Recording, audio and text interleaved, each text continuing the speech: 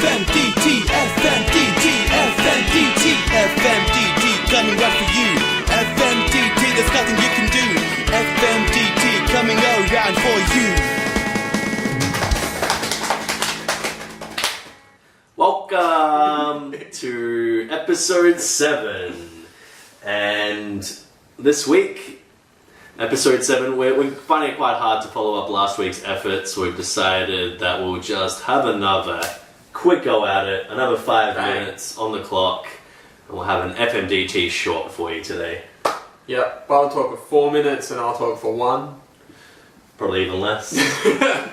You might not get a word in edgeways.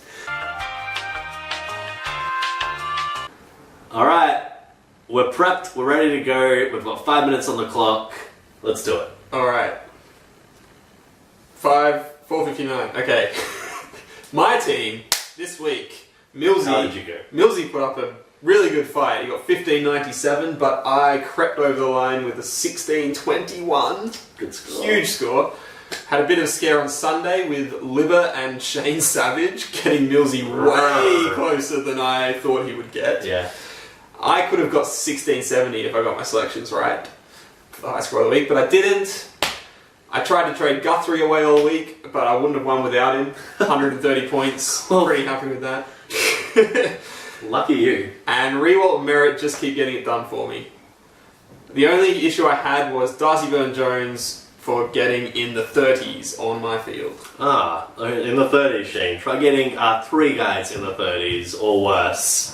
It was pretty awful, and I don't really want to talk about my week. Except I will. Of course you will. Of course. Look, we started off on a little bit of a high on Friday night, but then we fell straight on our faces. Things just went downhill on Saturday Arvo, and then we just dug ourselves into a hole on Saturday night. Just when I thought we'd hit rock bottom, we kept on digging. Sunday Arvo consisted of 3 scores of 35 or under. Max Gorn got 59. What the hell is going on? It was a horror week.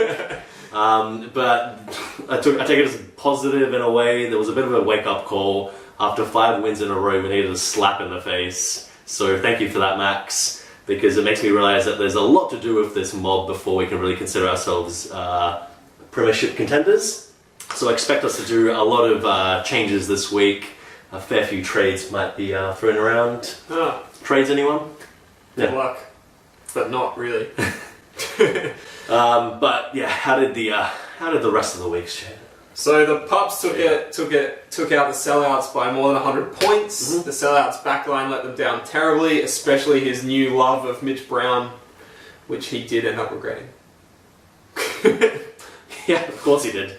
The Danger Zone's much talked about ferocious midfield easily overpowered the House of Gold this week. Only one midfielder failed to reach the ton, and Alex Hart was especially broken, having to watch Gibbs and Doherty mount up 270 points between them, actually over 270 points, and they snatched victory away from his precious port, so that'll be heart-wrenching for him. The Danger Zone now maintains his hot pursuit of Manic Barcelona, who retained their top of the ladder spot with a comfortable 149-point victory over DK Smash. And they're actually pretty much handed the win because DK Smash controversially sent out the team 1 man short. Right. Yeah, and Barcelona were helped by a guy called Ricky Henderson, who they've been surprisingly holding on to for over a month. And there was another case of proving the haters wrong with 112, big effort, best defensive effort for his team. Another middle finger. And the battle of 11th and 12th, the Lynch mob gave themselves a chance of not finishing at the bottom by beating Setting the Barlow, being even on 2 wins each. Yeah. Kieran left the highest scoring player of the round sitting on his bench, but we'll hear more on that later. We sure will. Do you have any stats for us, Shane? So the highest scoring player of the round was Sam Gibson, and Kieran left him on the bench, so he doesn't get a point, which would have been his first point, but he doesn't get it. So it goes to Rory Sloane, who had 147. Cam gets a point. Zach Merritt, highest averaging player, highest scoring player, gets 143 for the highest forward. And I get a point. Doherty for Steve in the defence gets 140 for a point. High scoring ruck, 112, was Cruiser on Ian Nielsen's bench. And so Goldstein gets it for Alec. Ah, And best Typical. free agent pickup was Hopper and Redpath. Both got 97, but Hopper was on the bench, Redpath on the field, so Ian Nielsen gets a point. Ian Nielsen actually gets a point. Well done for him. Moving on to what was he thinking? Well, I'm tempted to give this to Cam for Mitch Brown's 33. An honorary mention to Ash for basically throwing his game with a donut. But the biggest what was he thinking goes to Kieran for benching Sam Gibson. I hate talking in retrospect, as in why didn't he bench Nick Del Santo or Cunningham instead? Both those guys had better recent form, so you can't really blame him there. But there was an obvious choice in Brad Crouch. Not only had his big round 10 keeper had been struggling this season with recent scores of 56 and 70, but he played on Friday night. Do you even loophole, bro? Like, that was the obvious play to be made. It cost him big time. It was a 30-point loss that could have easily been averted. What was he thinking? And time's up, so we'll quickly do our crystal ball projections. Just say the team. Well, I just wanted to quickly update everyone that Shay made a little headway this week. He actually got 4 and I only got 3. Typically the opposite of me actually seemed to work for you.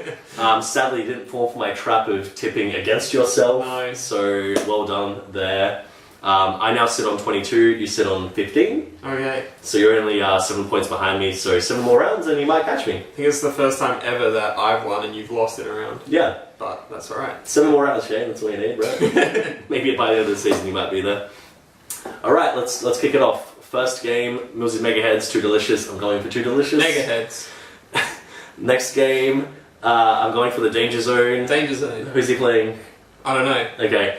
Next game, I'm going for DK Smash against the House of Gold. Yeah, DK Smash is going to smash him down. He's going to continue his unlucky run. House of Gold, that is. Manic Barcelona in the next one. Me too. Palmer's Pups. Me too. And I'll go for you. Oh. Cornflakes to win. Me too. Right, we've only got 2 wrong. 2 different. 2 wrong. 2 wrong. Potentially as well. I'm projected to get the highest score of the round, just by the way.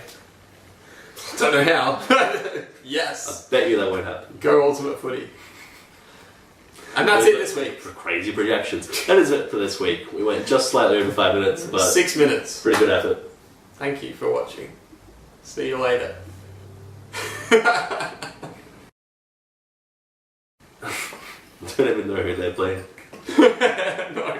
Who's Danger Zone playing? I have to find out now. Someone important, probably. Or not. I shall just share it. Oh, it's only Max. He's one of the ones who watches it. What the fuck?